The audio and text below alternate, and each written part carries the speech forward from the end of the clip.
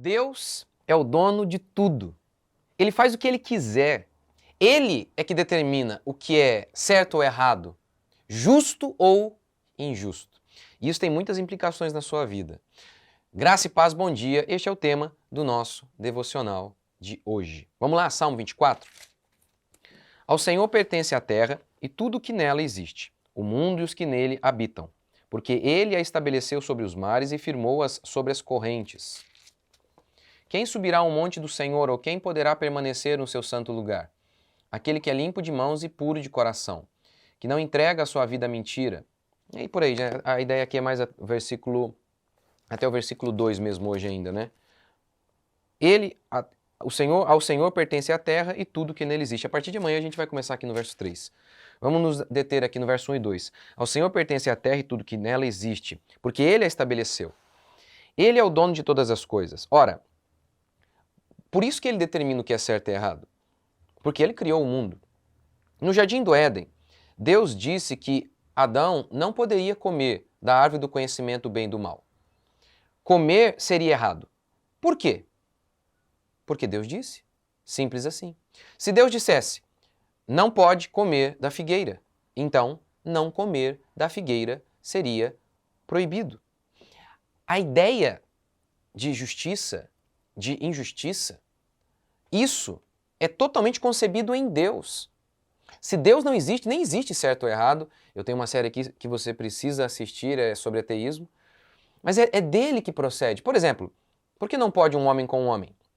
Porque Deus disse que não. E se Deus dissesse que sim? Aí poderia. Sim. Sim.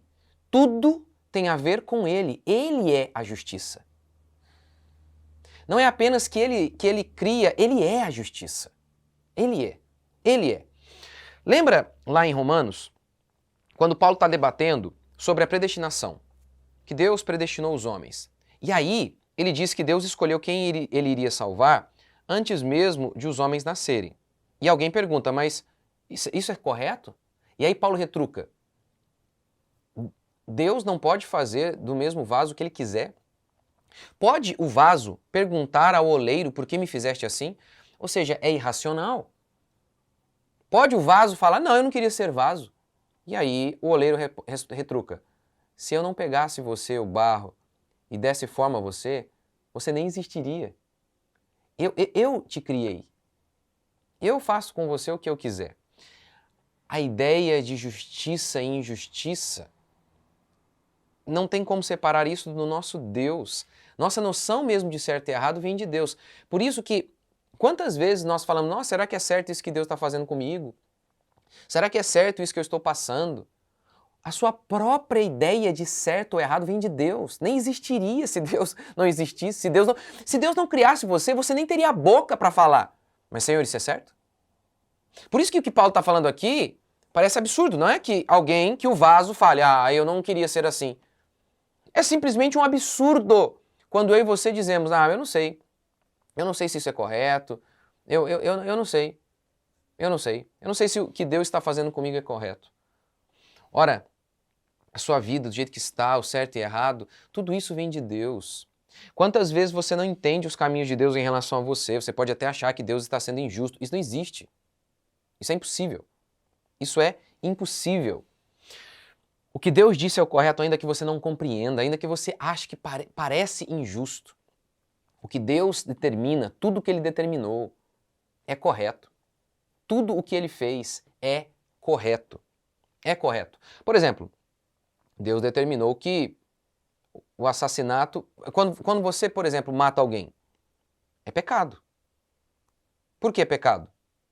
Porque você não pode tirar a vida de outro. Mas Êxodo, o Antigo Testamento vai dizer que Deus descreve Deus assim, eu mato e faço viver. Eu mato e faço viver.